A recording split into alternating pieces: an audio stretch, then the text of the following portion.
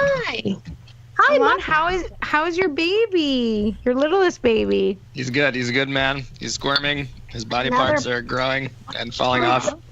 Ugh.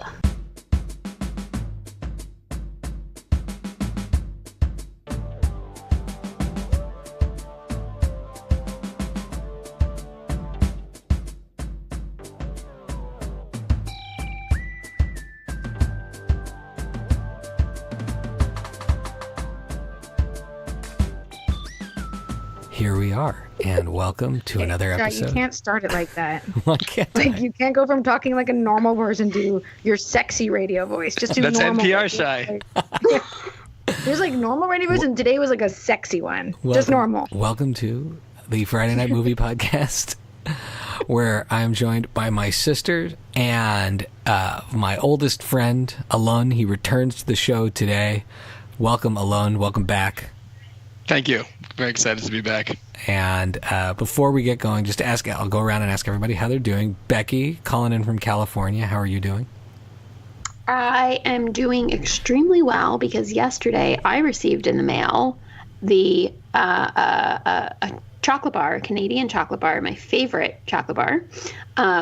And I ate the entire thing in one sitting, and it has put me in a good mood that will last for days.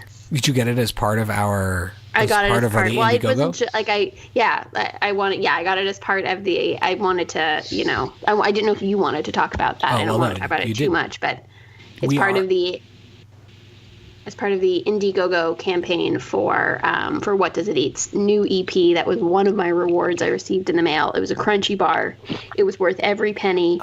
And I'd like to say I listened to the music while I ate it, but I was so excited to get my candy bar, I just wolfed it down. So, Ilana, you were raised in Canada as well for a section of your life. Did you have any attachment to any specific Canadian chocolate bars or chocolate bars that were available in terms of North America only in Canada? I always felt that the Canadian snack selections felt like the kind of made-up Canadian diet version of Americans, just like the Victoria Day is Memorial Day. The metric system. Canada Day is July 4th. Yeah, exactly. Canadian Thanksgiving. Yeah, yeah. So you don't feel like ketchup chips stand on their own? I'm just not a fan of ketchup or all dressed, which felt like, a factory accident. All dressed. When factory accident's a great way to describe it. It's the penicillin of chips, as far as I'm concerned. That's an accident that happens once a generation and is incredible. You can actually buy them now. That's like a gimmicky Ruffles all dressed, but it's amazing. They only made it on one type of chip. It was the Ruffles all dressed chip. It mixes sour cream and onion, barbecue, and salt and vinegar. So good. And it gets in the little wedges. Oh man, that's a special chip. So anyways, yes, you can, in a variety of the different packages, in most of them, you can get a Canadian chocolate bar mailed to you by Howie. And that's great that it arrived. That means that the system is working. Lily, calling in from the Canary Islands, where you have the stars of our most popular, the statistics prove our most popular, most downloaded episode, our parents are with you right now. I'm amazing. It's like hanging out with like a comedy troupe who doesn't know they're being funny. It's incredible. Yeah, did Mom sit on her phone earlier and it's only been 24 hours, and Mom's already accidentally recording Jose while they're having a conversation and sending the message to our whole family. Like, I'm like, we haven't been here 24 hours, Mom. Take it down a notch. We have 3 weeks to go, and she's so funny. They're both really funny. It's awesome. That's great. Ilana, you are calling in from paternity leave. You have a new baby human. Mazel tov from our whole family. We're so thrilled. Yay, for you and mazel Adina tov. and the other baby humans. What's this fellow like? He's doing well. I think we just, at the beginning of this, the pre-podcast banter and the introductions reached the maximum amount of time between highly distracting activity in my house. But everything's good. Baby's very sweet. He has a kind of nice executive baby business-like predictable schedule at night, and he wakes us up for like a brief meeting with his anus and then feeding, and and the bigger boys are doing great. They're expressing their new status in their own ways, and I think mostly the people who are feeling the brunt of that are the kids in their class, not us for some reason, according to what we've heard from some teachers. So as we get excited about the new child in your family, one thing that I think about is the fact that we were in fact friends from the moment you were born. I was born a little bit before, and there are many things that have bonded us over the years, and one of them, and probably one of the earliest memories I have, is our mutual love of the Muppet Babies.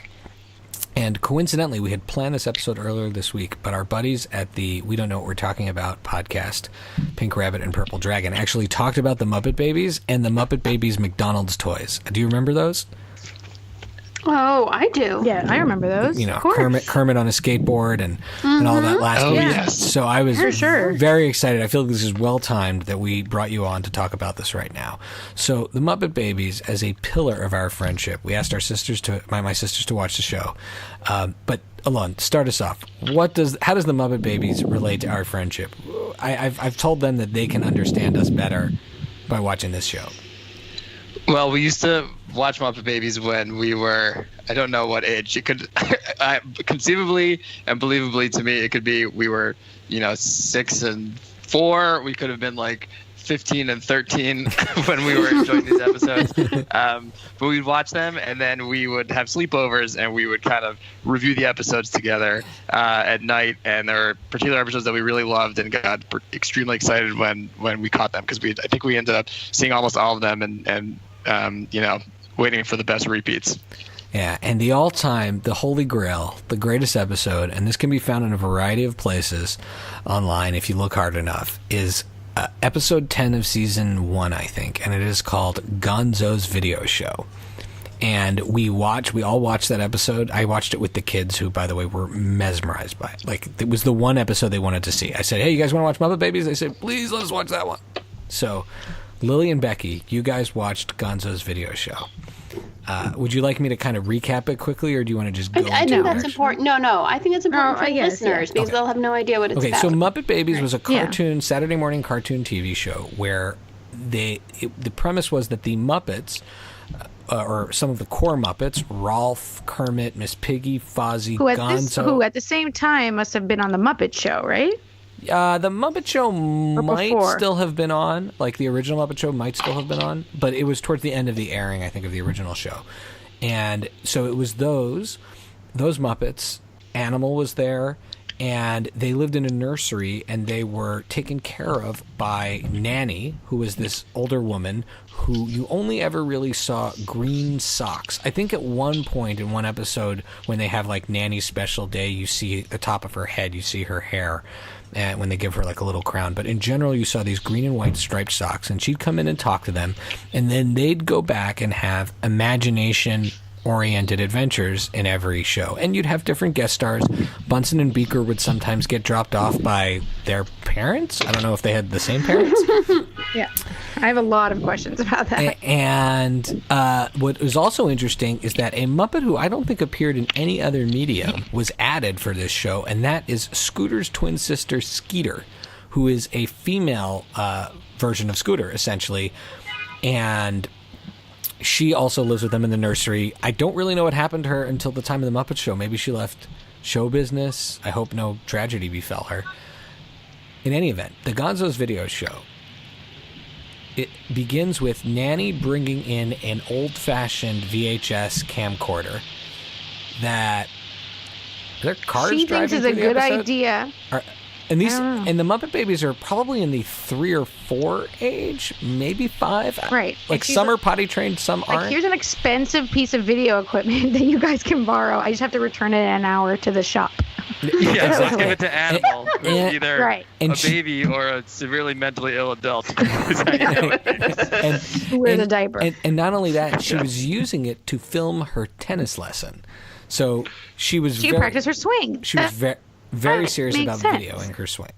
So she gives it to the Muppet Babies, and then they proceed to all decide they're going to make a show or home movie, kind of create a movie together, and spend a good amount of time arguing over what the plot should be. and who should have which role.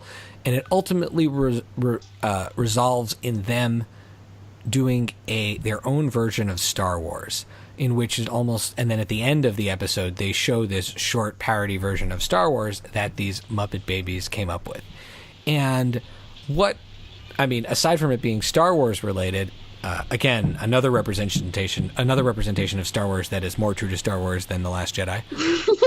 I just can't let it go. I think it's actually the fourth best installment of the entire Star Wars universe franchise. Exactly.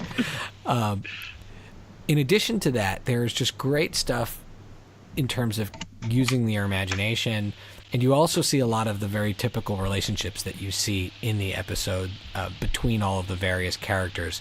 Fozzie's consistent effort to get laughs and not get laughs and get tomatoes thrown at him.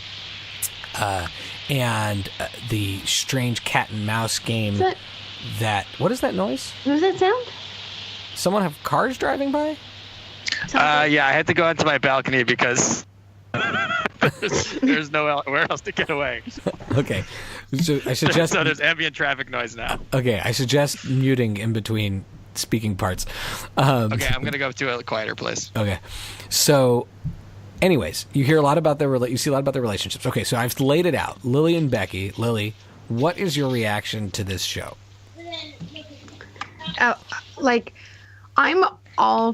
I'm surprised at myself because I normally, when I see something that I loved as a child, I have no weird I love it the same, and I'm like, I don't care if it's stupid or weird now. It's the best. I watched this and I had a hard time. Really? And that was, yeah. I was like, what? I also was I feel like they complain that now kids' attention spans are so short because of all the technology. I'm like, clearly in the 80s they were short too, because the subject of the episode changes every 10 seconds. It's about something else, and I was like, oh my god, what kid is just another show. It was 20 shows in 22 minutes, which I thought was very impressive. And then I had a few questions. Fire away. Ilana and I are here for you. I just a few, not a lot. And I actually texted them to myself because I was watching it on my phone. So give me 2 seconds. Can I? Okay. Are they in a daycare or an orphanage? What is happening? I think it's technically a daycare, but they don't ever go home. So it's an orphanage. That implies a pretty dark backstory for all the Muppets' parents. I think that they're all just kind of sibling friends who live together in the house where they all grew up and will all live until they're adults and go off and make the Muppet Show. And I never questioned that before. Now it's really starting to unravel. I in my mind, as you asked this question, because I'd never really thought about it, maybe they all live in the same apartment building, and Nanny runs an in-home daycare in the apartment building. So that doesn't really hold up. Maybe Nanny, she owns a lot of archival stock footage, and she's got the scheme where she can rerun it. That's my next question.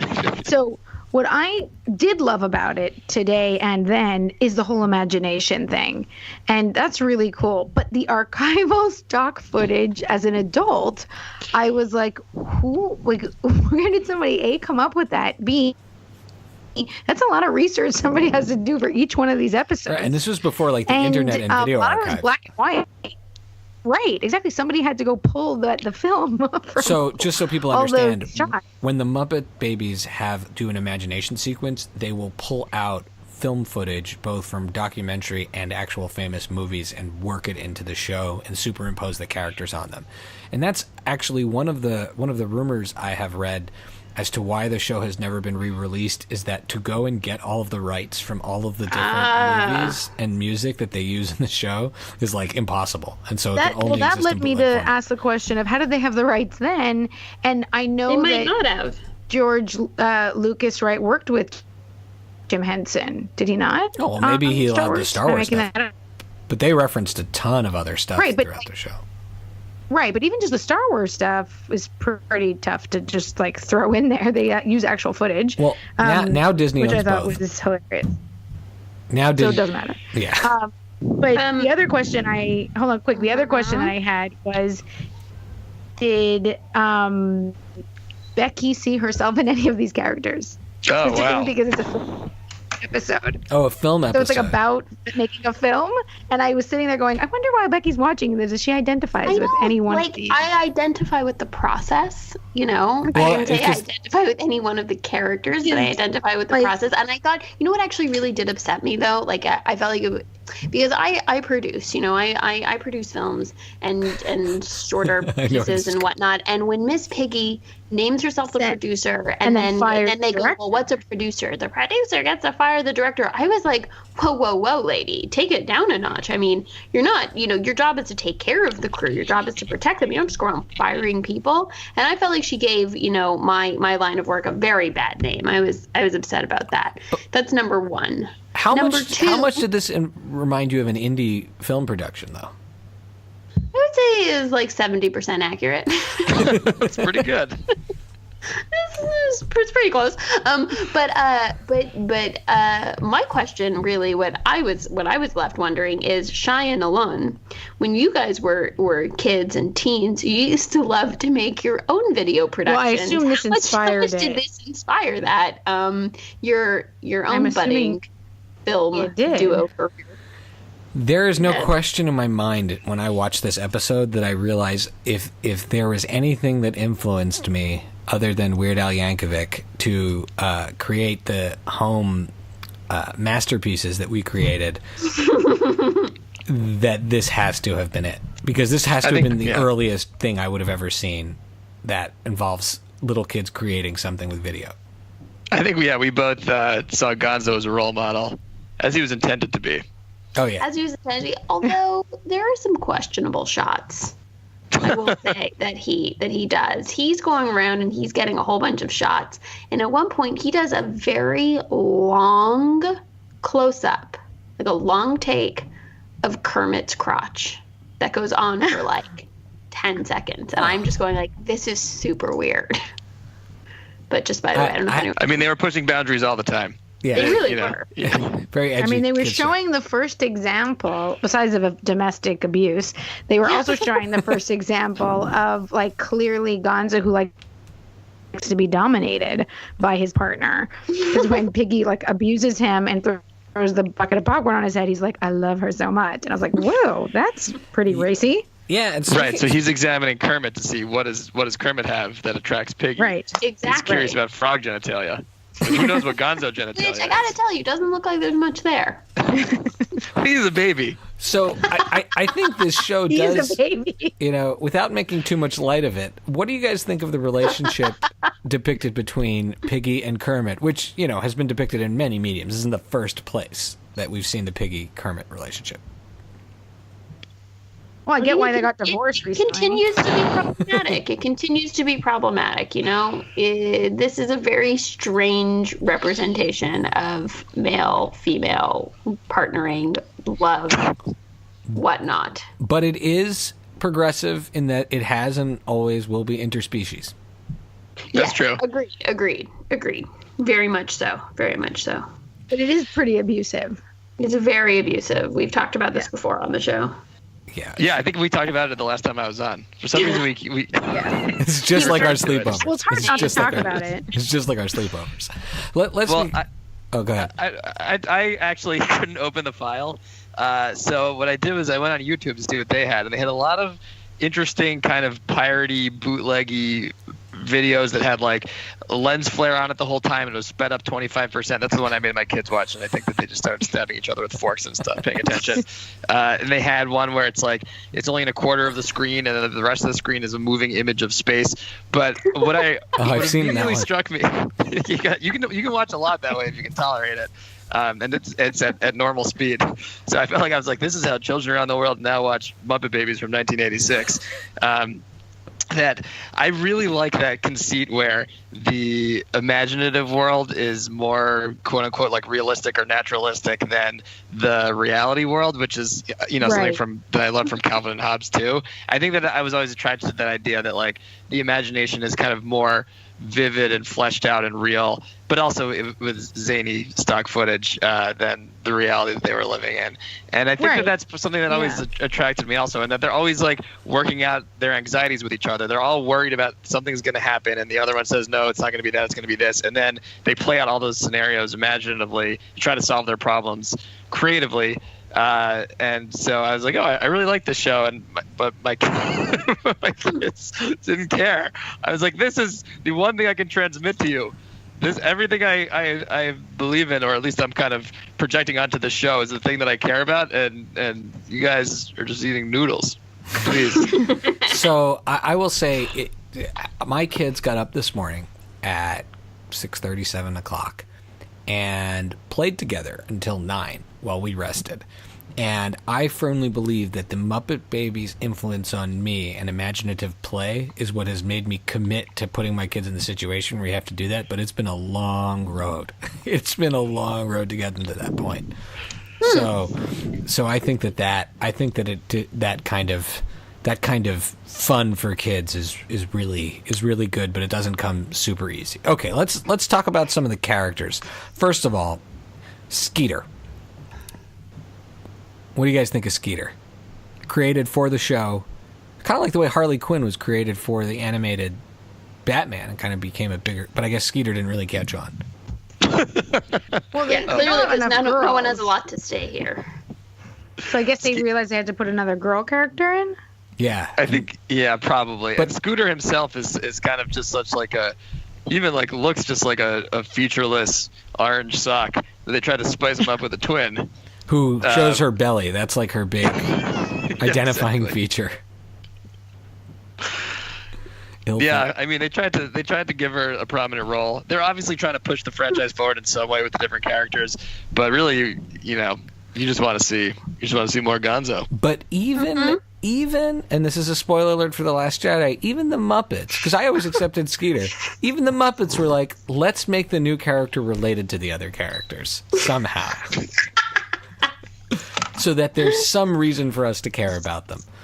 Right. Later in the show, they would introduce what I would say is one of the worst additions to a show ever, and that is Bean the Rabbit. And I don't really know what is bad about those episodes, other than that if I ever watched the show, particularly in those later years, I thought it had been off the air and then it kind of reappeared. And you'd turn it on and you'd see Bean the Rabbit in the background, and it would just dash all of my hopes that it would be a good episode. Ilana, did you have a similar... I remember us talking about how Bean the Rabbit was a sign of the end. Yes, I remember that too. I think because they tried to refocus the whole series around Bean. Do they introduce Bean into the real live Muppets also?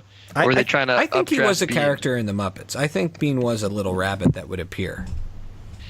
Yeah, they were trying to juice the show with love of Bean, and he was cute. I mean, I think that what you get from the kind of like strangely kind of salubrious, healthy feeling crossover between the Muppet Babies and Star Wars, which they use in other episodes. One of the episodes I watched today is where Nanny, they hear that she's talking on the phone and she's going to go on vacation, and they don't know who's going to babysit them, and they think Darth Vader's going to babysit them, and there's a whole scene with Darth Vader. And I felt like this is a nice crossover between universes, the Henson Lucas universe, and now it's all just kind of robotic corporate melding until it'll just be a movie will just be one image that flashes on the screen of 10,000 characters you recognize, and that's it. Yeah. Which to me is basically the same thing as the Avengers. Yeah, that is what the Avengers is, yes. I cannot wait for Lily to watch the Avengers. And just all I want her to do is watch it so she can write down all of her list of rapid fire questions for me afterwards. I would actually like to watch it with Lily. Is that something we could wait and do in the summer and watch it, the Avengers together? Rush, so we can wait. You know what? I have tried to watch Marvel movies with Lily before, and she has never finished one with me. Well, I watched half of Black Panther last night, and my only contingent on watching it was that there was no one else from the Marvel Universe was in it. Mom was like, this movie's so good, you really need to watch it. I was like, I will watch it, but is anybody else from, the opening credits, you see they now have all of them appear, and then the Marvel appears, right? I go to Mom, I was like, are any of those people in this movie? Point. And she's like, no, it's just a one character movie. I was like, I will sit down. Otherwise, I'm done. Why did you only watch half? Because I have a kid and I'm old. So this is a good segue into the next part of the show, which is characters sometimes get introduced into shows or movie series or things like that, and people might say they either ruined or saved or improved a show. And I thought maybe we could go through a few of those. Alon, you said you had a unified field theory of this. Do you want to do that after we go through characters or before we go through characters? I'll just do it really quick right now because it's related specifically to Bean and the Muppet Babies. And yes, something I've been thinking about a lot since I've had a child and the kind of future and what kind of world he's going to live in. So I think two people who loved the original Muppets, especially the Muppet Show, Muppet Babies itself is a Bean, a character added later that degrades the franchise. Because people that I work with, especially who come from like one generation above us, who maybe like absorb the pop culture of the mid to 70s to early 80s as their kind of formative pop culture, see Muppet Babies as kind of a cynical cash in, and therefore never gave it the chance and realized that they did a really, really great job of keeping, you know, the great themes of the Muppets alive and the essence, exactly. And that edgy humor, meta humor, and all of that. The edgy humor of zooming in on Kermit's infantile crotch for 10 seconds. So that's, I think that people perceive Muppet Babies that way, and that Muppet Babies itself is kind of this catchphrase concept for when you say like something babies, something that is was just meant to kind of keep a franchise going when they ran out of ideas. But since we encountered it with fresh eyes, I think we were able to enjoy it for what it was. Well, I think that theme's going to keep us through this episode, because I had a movie experience today with the kids that was kind of like that. Okay, so let's go through some characters. Look, last week we covered the Cosby Show again, without getting into the obvious controversy of that show. That show is still relevant in discussions in the history of television, and so without again talking about a particular individual who is in a lot of deserved trouble, let's talk about Bill Cosby. Everybody knows who you're talking about. The introduction of Cousin Pam in season, I want to say it was 6 of the Cosby Show. Do you guys remember Cousin Pam? I don't remember Cousin Pam, but I do remember Olivia, who I added, who also came in later. Whoa, I love Olivia. She was amazing. That's a great addition. Why you go for Pam and not Olivia? No, I don't even remember Pam. For me, Cousin Pam came in, I think, after Vanessa maybe went to college. And she's played by, she's played by a famous actress who is Cousin Pam. There we go. Oh, wow. When you look up Erica Alexander, that's it. When you look up Cousin Pam, Jump the Shark comes up like as the second Google search. Okay, so Cousin Pam, thumbs down. Vindicated. All right, what about Rafi on the League? I don't think that's a jump the shark moment. I think he's hilarious. I think he's so funny. I think he's one of the things that made me keep watching the show. For sure. I agree. Rafi on the League, in the first episode that he appeared, which I think was in the beginning of the second season, I was like, what the heck is this, right? Because I had gotten so used to that cast in the first season, and then eventually becomes my favorite part of the show. And of all of those actors, who I love, Mantzoukas is one of my favorites. Amazing. Yeah, he's hilarious. His like just absurd character is just incredible. Agreed. Alon, do you have I think he adds to the show. Do you have any thoughts on him or that? Yeah, I think it was good. I like that they kept kind of expanding their ensemble and like bringing in other of their comedy friends to play those characters on that show. I like Raffi. I'm a Raffi man. Oh yeah, and again, we always have to mention that when we talk about podcast goals, How Did This Get Made, which he is on with Paul Scheer, is in my view the single best podcast in the universe. Like, that is, and June Dan Rayford, just perfect. That is tough. Now, as researched before this episode, Steve Urkel, not an original cast member of Family Matters. So hard for me to believe. So basically, but that's a slightly different case, because then Urkel is more of it's like an early save, not like a later addition to keep the show going, to keep the show fresh. So no he was brought on in season 1. Yeah, he was brought on. So this was more like a pivot. like an early series pivot. Oh, okay. Well, see, I always got, when the show basically just became Laurel and Hardy, or episodes of the father, Carl Winslow, and played by Reginald L. Johnson, and Urkel going on adventures, that was when I tuned out. But then they went to another level and they introduced Stefan Urkel. Stefan Urkel is when it jumped the shark. Alon, what's your thoughts on Stefan Urkel? Stefan Urkel, I think that they made a lot of episodes with Stefan Urkel. I have a feeling that was, maybe I'm remembering this wrong, but that there was a push by Jaleel White to no longer be perceived as Urkel, even though. I think so. Yeah. Yeah, he had Urkelos. He had the Urkel dance song, both very successful with my friend Jeremy Gordon. And he either had some sort of magic potion that he made in his Urkel science lab. It was a machine. It was like a special cool man machine, and you would get in and could turn into. I remember this so It wasn't a clone. It wasn't a clone. It wasn't a clone. No, it was a cool man machine. It was a Nutty Professor Buddy Love situation. The giant machine you would go into, and it would smoke and make all these noises and come out in a sleek suit, in a cool suit, and be Stefan Urkel, be the cool version of himself. And Laura loved him, right? Yeah. Huh. They didn't make a nerdy Laura to pair up with Urkel? Did you guys ever see Camp Cucamonga? Is that something that rings a bell? I only knew about that movie, but I didn't actually see it because it was like a TV special. It was like the pre-High School musical, right? And it was and it was a huge deal that Winnie Cooper's in it and Jaleel White's in it as a super cool dude while Family Matters is on before Stefan. And so America saw the real him. And I think, I don't know, I'm curious about how that may have influenced. I don't know if anybody's seen I want to say Becky, Josh Saviano from the Wonder Years was also on that. My God, he is. And he plays Paul right on Wonder Years, and he's also cool. Oh, whoa. He's not nerdy Paul.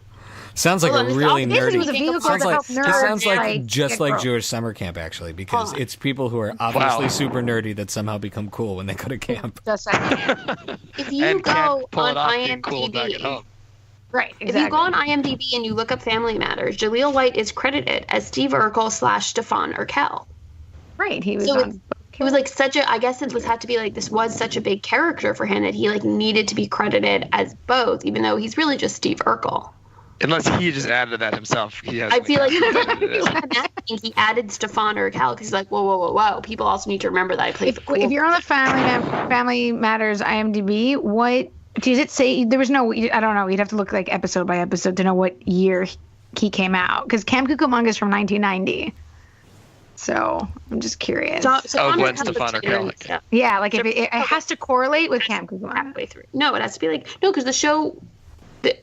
Family Matters was apparently on starting in 89. There's no way in the second season he brought on Stefan.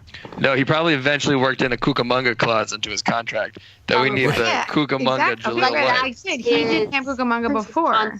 Cucamonga was his proof of concept, saying, "Guys, I can play cool. Look at this video." I will wrap the Jennifer Aniston is in that, guys. What? By the way, really? Yeah, she's one of a the Cucamongoid. Literally, when you look at the photo of the people that are in this, it's Mr. Jefferson from the Jeffersons and her are the only people. Oh no, and one of the guys from Cheers, the mailman. John Ratzenberger was in Camp Cucamonga.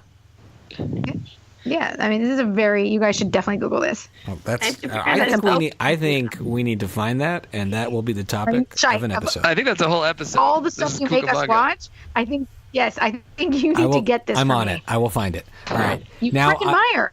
Wait, and also you can do all those camp parallels you were talking about. You do a camp episode where you watch Camp Cucamonga and you talk about... guys, my mind is blown. Sorry. It is DJ Tanner, Urkel, Breckenmeyer, who that guy seems ageless. Because wasn't he a star in the later 90s for us? He's supposed to play a teenager here. And Paul from Wonder Years, Winnie Cooper, Jennifer Aniston, the guy from Cheers, and Mr. Jefferson. All right. Alon, when you come back... Camp Cucamonga episode will be done. Yeah. We will talk all about camp, and we will talk about that episode. I will end the Jaleel White discussion just by noting that dear friend of the show, the amazing Summer Parker, has the actress Summer Parker has a picture on her Instagram of her and Jaleel White.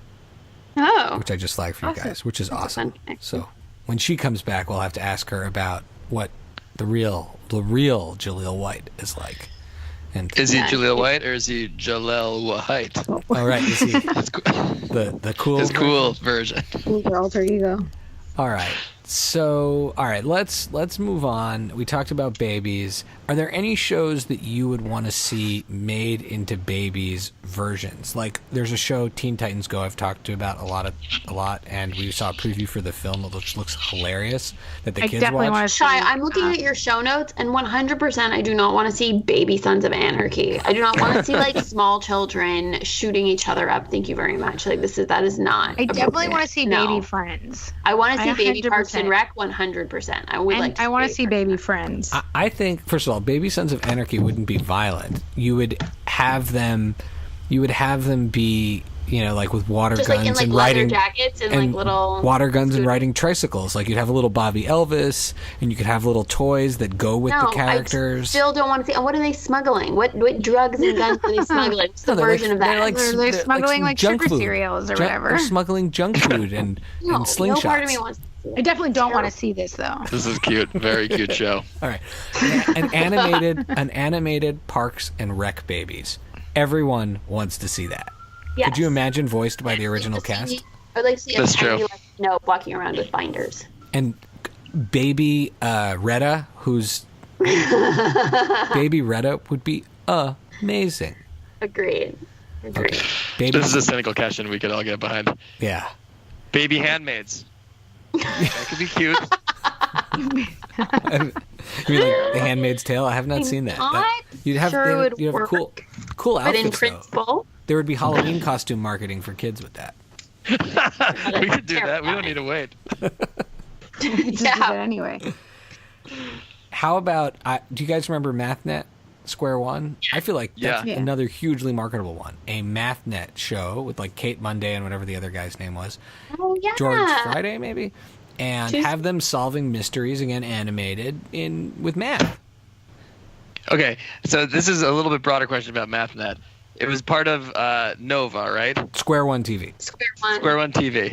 Okay. Now, did Square One TV have in its opening credits? I didn't watch it very often because I was like, well, we have other channels that aren't PBS, so I'm going to watch those instead.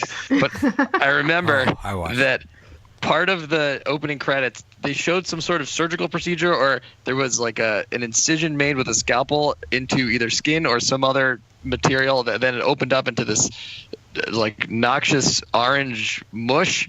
Did I hallucinate that? I watched it a lot recently.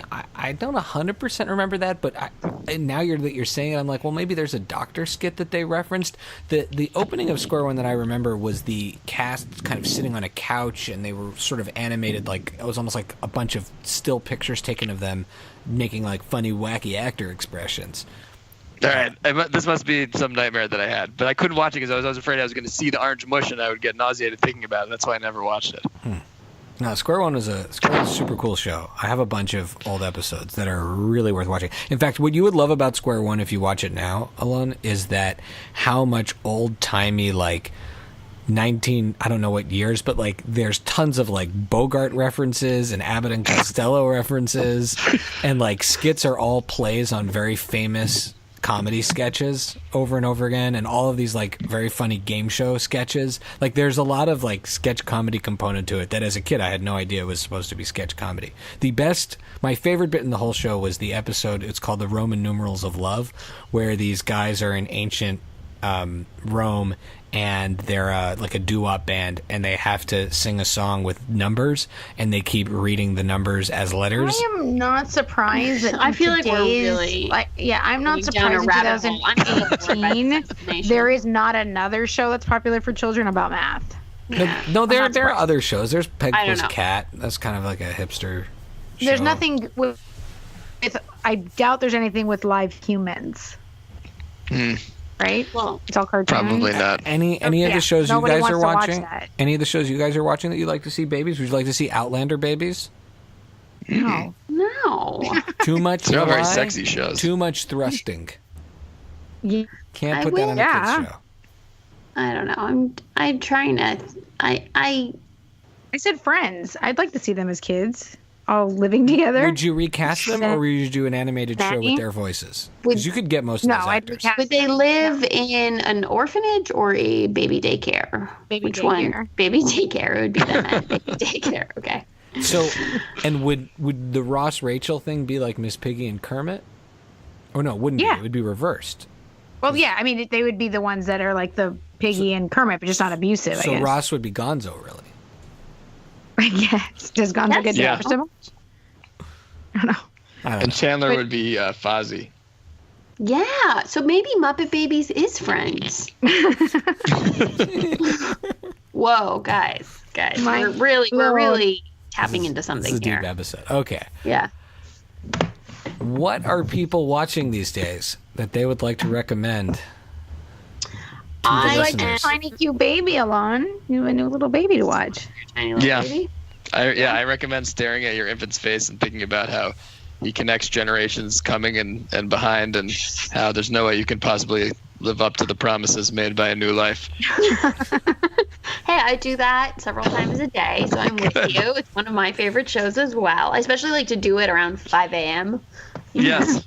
That's the new episodes are on at 5 a.m. Yeah, new releases 5 a.m. And in addition to watching that, I am tearing my way through Life in Pieces, and I wish I was going more slowly, but I just can't. I'm going I love it so much. I love it. I can't much. Yeah. It's my new happy place. We rewatch episodes so we don't go too far into the show because it's so good. So good. And it bothers me that Vlad doesn't laugh out loud as hard as I do, and so I get annoyed. Hold on a second. Known the guy for a number of years, does he in fact laugh out loud? I've seen him smile. It's a very good point. I've heard him laugh. I'm married to him. I've heard him laugh. I've seen him very happy. I've seen him very happy at times, but I don't know if I've ever heard his laugh. Like I could. His laugh is it's pretty funny. It's like very unexpected. Like he's almost shocked by his own laughter when he really gets going. I know I know Jose's laugh because Jose's is ha ha ha ha ha, like it was a very thick Spanish accent. You can hear it from here, that's why. When he laughs at my house, here, you hear it. Does he really do the ha ha ha's as transcribed? Jose? Yeah. The Spanish ha, like ha, ha. in Spanish, ha ha ha is J-A-J-A. That's literally what it sounds like. Ha ha. That's amazing. But with the J instead of an H. It's a Spanish ha ha ha. So that's what I'm watching. What are you guys watching? I started The Alienist on some friend's recommendation. Oh, interesting. It's on Netflix. I feel like Josh is watching. Josh has got to be watching that. He loves anything that is. It has murders and stuff like that. It's interesting. I want to like it because it has a lot going for it. No, it's about murders. It's about 19th century New York when it's basically like the 19th century Mindhunter. It's the first sort of I would say like forensic psychologist or FBI kind of profiling of a serial killer. I honestly thought it was just The Mentalist, but they find aliens. No, apparently psychologists were called alienists back then. But it's not Mindhunter. It's a different version of Mindhunter? It's like Mindhunter, but babies. No, I'm just like baby. Baby Mindhunter. No, that was a snort. Wow. That was me snorting because that made me snort. It's about a psychologist, Daniel Brühl. I'm a fan of his. He's like German, Spanish, he's and Glorious Bastards. Also, was the bad guy in Avengers: Age of Ultron. Yeah. I don't care about that, but he's been in a lot of movies. So he's great though. He's great, and he's a psychologist who is fascinated by, I guess, like police cases, and the police don't really like him. And him and a journalist are pretty convinced that there's a serial killer in 19th century. I'm not sure. They don't tell you the year. New York City. It's like super back in the day, and they work with two Jewish, they like talk in Yiddish in the show, guys that work for the police department, but they're the first, I guess, guys who do autopsies and stuff like that for the police department. The autopsies were not done then. And so these two like Jewish guys, they work with them, and it's interesting. It's like a bit kind of like gross, but it's interesting. I'm glad they were fighting Jewish stereotypes of the day. You have these two Jews who are willing to rip open corpses and look at the insides. Don't worry, they speak their secret phlegm language. Exactly. and they look super Jewish.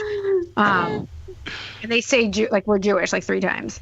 And so, yeah, I mean, it's interesting. It's interesting. I've only seen 2 episodes, so I'm not giving it a full, like, no, I told you so's or anything, but I don't know if anybody else is watching it, because in my house, you have to watch something where there's murders.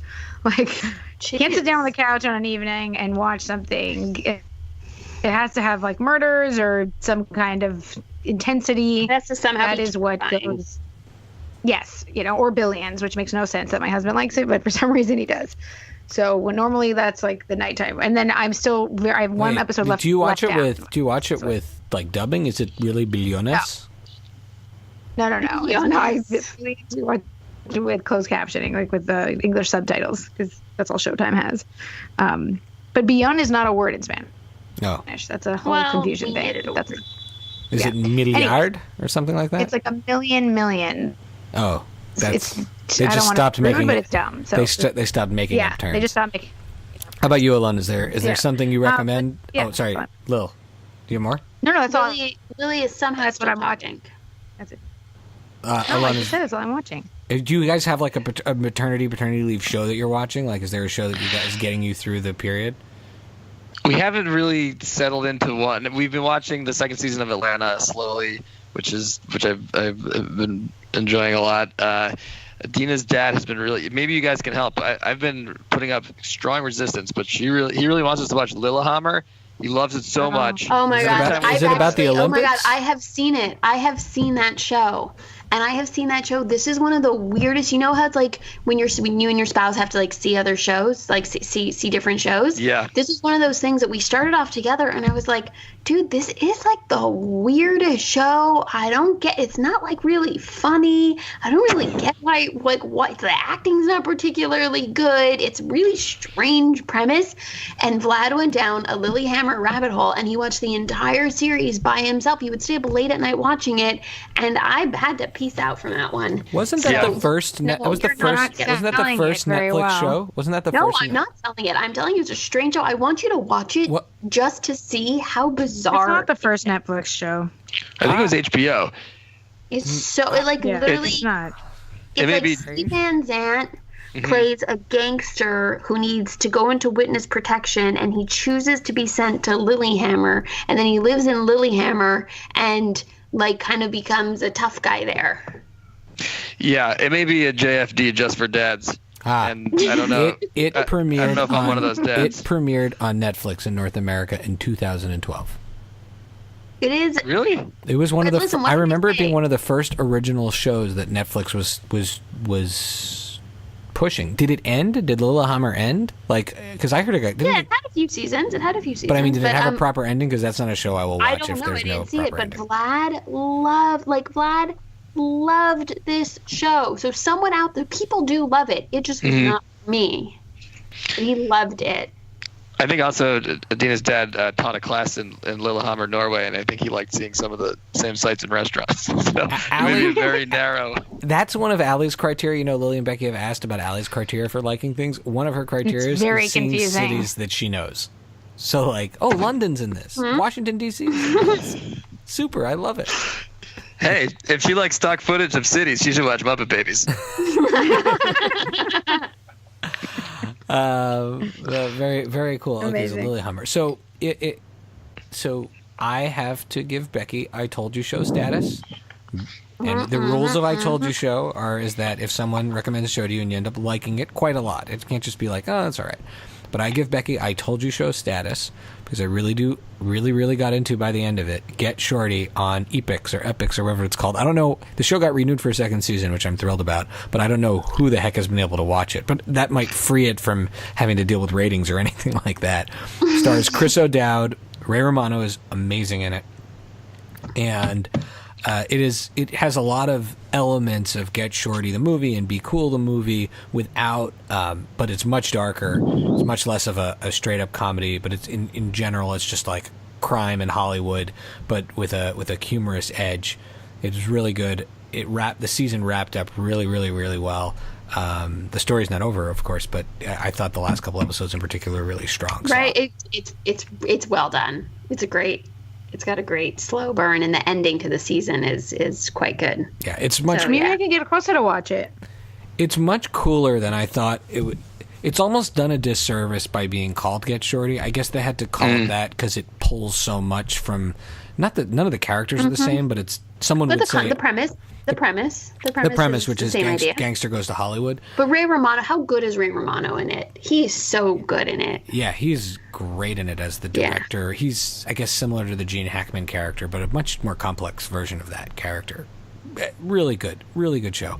So I really like that. And now I want to get to a movie I took the kids to see earlier today called Show Dogs. Did you all watch? Oh my God, you saw the movie? This is why you sent me the trailer. I was laughing so hard watching this trailer, not because it was funny, but because I was laughing at your gutter palette.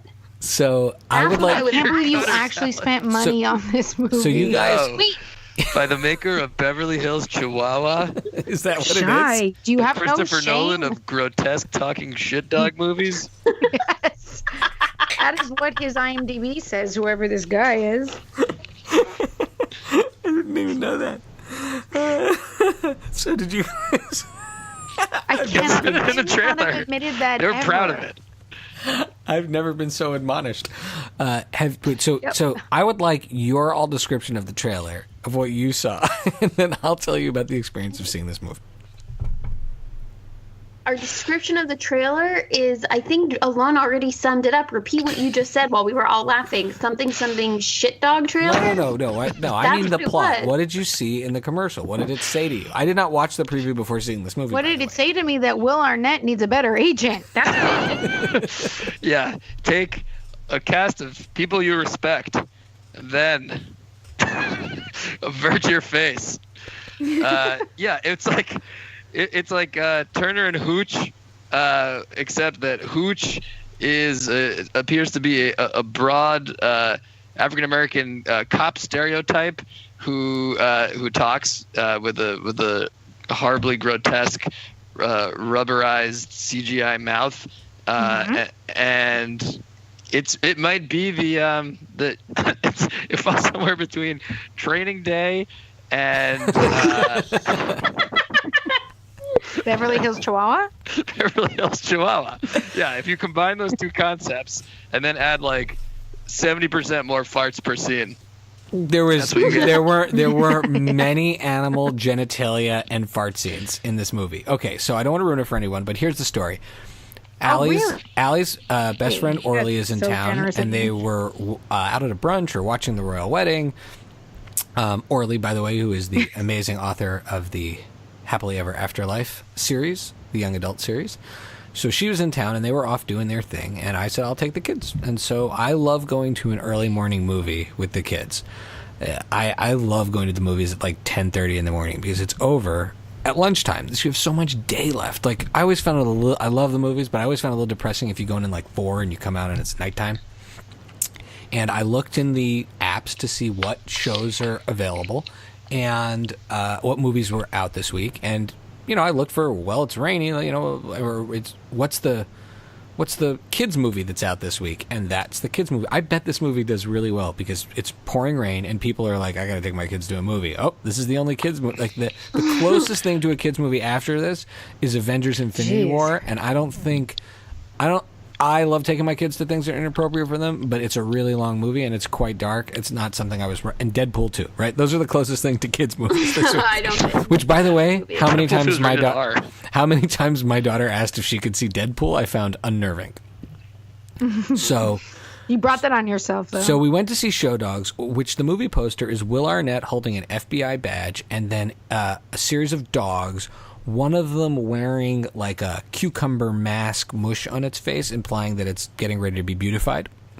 And so the premise of the movie is that... That's it. Is that the dog, Max, is a New York cop who is on the scent of literally on the scent of a kidnapped panda, baby panda, and comes into conflict with an FBI Quick pause, because they didn't do this and I expected it. Did the panda have an Asian accent when it spoke? The panda did not have a voice. It was like gizmo type noises. They They thankfully did not. There was a significant amount of racial insensitivity in this movie, but they did not go that particularly far with this one. And so where was I? Oh yeah, okay. So there's a baby panda that they did that's entirely CGI, I think, which was actually very, very cute. And my kids 100% said this is absolutely, that was their favorite character in the movie. The one that didn't talk. Yeah, the one that didn't talk. He had a lot of very good choice. He had a lot of very Ludacris voiced Max the dog. So this dog, so the dog cop and the FBI agent get into a conflict over a case like you'd see in the movies, like a jurisdiction thing, and they end up paired up together as a team. And the dog, by the way, breaks the fourth wall, but the humans can't understand the dogs. So that's like a running bit in the movie. So the dog's having these arguments with Will Arnett, who's arguing back with it, but Will Arnett actually can't understand what the dog's saying. That's so shocking. And so then Will Arnett and Max the This dog, movie's getting better, played by Ludacris, are sent to Vegas to enter Max the Rottweiler into a beauty contest, into a dog show contest. That's why he needs a bikini wax. I just don't even feel like I really need to hear about this Hold on movie. a second, because then the movie becomes a lot like Miss Congeniality. Oh, it's Miss Congeniality, but with dogs and fart jokes. Yeah, so it's Training Day meets Beverly Hills Chihuahua meets Miss Congeniality. That's the only redeeming quality I see here, I'm still not buying. And it has Natasha Lyonne. Gutter palette. So that's all I'm going to say. So let's be clear. By any stretch of the imagination, I'm sure this has terrible Rotten Tomatoes reviews. But I'll say this. I'll tell you right now. I had a which, by the way, my faith in Rotten Tomatoes is no longer solid. The experience, though, is my two girls came and it's a movie with animals. They thought it was very sweet, but also in the last half hour, both of them independently climbed up onto the reclining chair I was on, and I got to watch the last half hour of this movie with my two daughters, snuggled up on me together, the three of us, and it was maybe one of the best. Because they were scared during the half-hour-long shootout? There was definitely a shootout at the end. There was also a near... They were like, please, Daddy, take me to go see something better. There was also They were like, Deadpool. There was also a near slicing of one of the bad guys in a propeller plane. So, let's be clear. They got a 26%. This movie has a line in it. Which is pretty good. So, the pluses of it was a goofy kids movie, and there was actually some very funny meta jokes. For example, Max the dog repeatedly calls, in a pejorative way, Will Arnett the human, keeps calling him Hooch. Oh. That's not obvious. Which I thought was pretty funny. But wait, the other thing that the movie has is the most animal-delivered exposition in the history of film. And so repeatedly, the characters are asking each other what's happening, and a dog is explaining essentially to the audience, the panda's been kidnapped, and we need to go here to get the panda. I think what they should do is get the exposition dog into other movies, and then he does the exposition for all the movies. So for those Infinity War Marvel movies. What's happening? Exposition dog? Well, you see, 16 movies ago, Thanos plays. Yep. Oh my God. That was essentially what happened. So at one point, though, the Hooch joke, which I thought was very funny, then gets expositioned by the Philippe, who's one of the dogs, I think played by Stanley Tucci. Oh, God. The French accent? The French dog, who's essentially the Michael Caine character from Miss Congeniality, who went crazy and now has to train. They have to get him out of retirement to train Max to be a show dog. At one point, he explains in a French accent that Hooch was the dog and Turner was the human from the movie. So they really spell out the Hooch reference. They really just make sure everything is understood. Yeah. I'm sure the kids appreciated having that reference explained to them. And at one point, the Bengal tiger makes a Life of Pi joke. Who do they think is watching the movie? Yeah. I don't know. And then the best line of the movie is at one point Will Arnett says to a dog, "Let's go save a panda." That's nice. I like that. And so I have to say, you could say on one hand this movie was garbage, but sometimes the context is important. And watching with my daughters, but to be clear, I laughed way harder than they did in this movie. Shai, but the way that you're describing the premise, the story devices, the jokes, it just makes me feel like this movie is for no one. There's literally no audience for this film. It's not for small children. It's not for young teens, adults. No, this movie is marketed for no one. The theater Life of Pi, of course, is based on a book by Jan Martel. It was a bestseller. I can hear my baby crying for like the last 15 minutes. All right, let's do shout-outs. Let's do shout-outs. Becky, film. you get to do shout-outs. Go for it. I haven't really lined up any good shout-outs for this week, so I'm not going to call out just to anyone. Vanessa. Just because it's a classic, dildo classic. Oldie but a goodie cousin Vanessa. What about your friend Becca, who asked how I was doing? Oh, yeah. Sorry. I guess I gave her a shout out a couple weeks ago, but Becca was over the other day when Shai called, and she heard I was on the phone with my brother, and she said, "How's he doing?" And I looked at her and I'm like, "Why the hell would you ask how he's doing?" She's like, "Because you never ask him on the podcast. Ask him how he's doing." So thanks, Becca, for wondering how Shai's doing. And, of course, to cousin Vanessa. Lily, any shout outs? To Inner Wonder, her mom, who's here, being so awesome. Yeah, so people should follow her on Twitter and send random tweets to her and just see what happens. Because she checks it like once a month. Magic. Exactly. Mm-hmm. The best is when she comments on my tweets and says like really overly glowing mothering things to if I've tweeted at like a famous person, she'll be like, "You really should appreciate my boy." And Ilana, any shout outs?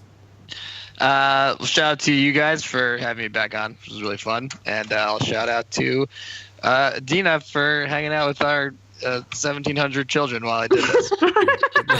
Yes, I think Adina deserves a shout out from all of us. Thank you, Adina, Thank you so much, Adina, for letting us have alone for an hour. Yeah, this has been awesome to have you. So I have a shout out to Ilana, one of my old really good friends who we're going to see soon for a joint family vacation. But she took issue. She sent a very heavy complaint. She took issue with me giving I Told You So credit to Steph for Catastrophe because she did, in fact. She actually was like, she was like indignant. She was like, "Who's Steph? And why is she getting my I Told You So credit?" Because she did, in fact, tell me about Catastrophe well before Steph did. And Ilana's actually really great about giving me recommendations. She's been recommending the show Brockmire that I got to check out. Is Brockmire? It's the one with Hank Azaria. Is that what it's called? Oh, yeah. So, Ilana... It's like Longmire meets Bosch. Oh, okay. I would watch that. And Ilana also says that she took issue with us. I said, "Well, you can share I Told You So credit." And she was like, "Absolutely not." So I actually... So this is... I feel like this challenges us to talk about the canon here of the show. Can you share I Told You So credit? I need an official ruling from the sisters. Wait, didn't I tell you about Catastrophe? What? Well, on the podcast, legally, it's Steph. Okay. She brought you the recommendation, and she got you to watch it. So I'm really sorry for Ilana. Like, I think that's awesome that she recommended it first, but in personal you life, never did. What trumps the first person to bring it up or the person to convince you to watch it? I think we can have multiple universes, like the Marvel universe. You know, there's the Marvel universe in the movies, and the Marvel universe in the comics, and then the different timelines. So in real life, Ilana was the first person to tell me about Catastrophe, but the person to convince me to watch the show was, in fact, Steph. Okay. Shout out to sundogsfire.com. My dear buddies, Jen and Aphoros, a.k.a. Lindsay. It was Jen's birthday this week. Happy birthday. They also continue to make amazing stuff. They continue to make merchandise based on my art, which I am truly touched by. Right now, you can actually get pancake for the table dinnerware plates on the sundogsfire.com website. And they are hilariously awesome. And eventually I'm going to buy these and just not tell Allie and have them show up as our dinnerware in the new... Because there's no way she listened this far into the episode. So sundogsfire.com, amazing art from those two artists, but also featuring my art. What Does It Eat, the band that I am in with the great Howie. Our Indiegogo campaign continues. You can go to whatdoeseat.com and stream the whole album for free. It's also now on Spotify if you're a Spotify subscriber, or if you'd like to get Canadian chocolate bars, limited edition art, inspired by the music. You can even sign up for one where Howie will give his opinions. He's a law professor, give his opinions on the Canadian Constitution. So folks should check that out. There have been there's too many people actually to rattle off right now, but thank you to everybody who has contributed. I'll continue to do shout outs on social media to folks by name. And Ilana and Adina were recent contributors, so thank you guys for... We're getting a coffee bar. Oh, you are? You're getting a coffee crisp bar? And That's that one, what I asked for. I confirmed crisp. That one isn't... Crunchy, you fools. It's all about the crunchy. I already finished mine. Can you send me another? So the coffee crisp is in the mail. Howie did confirm that yours had been mailed. And then finally and so where can people find you, Beck? You can follow me on Twitter, at PaperBKPrincess, and you can look up my newest recipes I do with my friend Janine on our recipe blog, everydayoat.com. And Lily? Chichi K. Gomez on Twitter.com. I feel like, will Mom and Dad be here this week at this time that the podcast airs? Yes. Okay, so when people hear this, they should send you tweets asking you to ask random questions to Mom, because I think that would be funny for you to report back. For sure. My pleasure. And Alon, do you want anyone to follow you anywhere or know anything about your identity? I'm a complete lurker. I have no... I leave no trace. All right, cool. Thank you for being here. It means the world to us to have you. You can find me at Pancake for Table on Twitter and Instagram. You can follow all the Pancake shenanigans at pancakefortable.com. You can follow this podcast on FridayNightMoviePod.com. And please go to iTunes or wherever you listen to podcasts and leave us what kind of review, Lily? Only good ones. If you have nothing nice to say, don't say it at all. And as Lily says, 5-star reviews. Exactly. You can also, if you have not heard enough of my radio voice, which has been described by some people as buttery, I and my dear buddy Ashley, also known as @ComedyGirl, at @comedy_girl on Twitter, and a fellow gold nerd have ventured and are collaborating on another podcast called Behind the Music, where we are going to watch as many episodes of Behind the Music as possible and discuss them and discuss the artists that were on Behind the Music. And so we have the first episode, the MC Hammer episode, is up on iTunes right now, and you can find it on the Pancake website.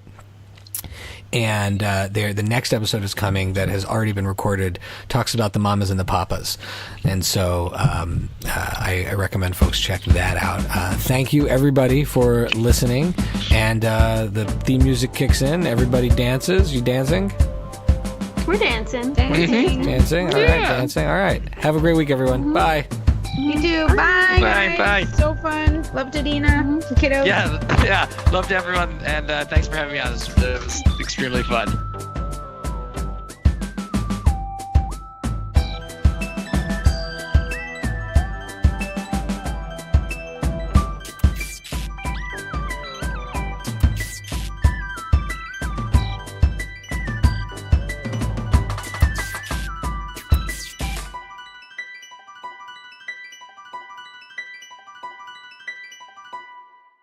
No, so Moonwalker, it's like this part biography of Michael Jackson that he made himself, part like intertwining of all of the music videos on Bad, like as if they're all attached to each other in this like bigger concept, including music videos I'm sure you've never seen, like for Speed Demon and Dare Day Diana, no, I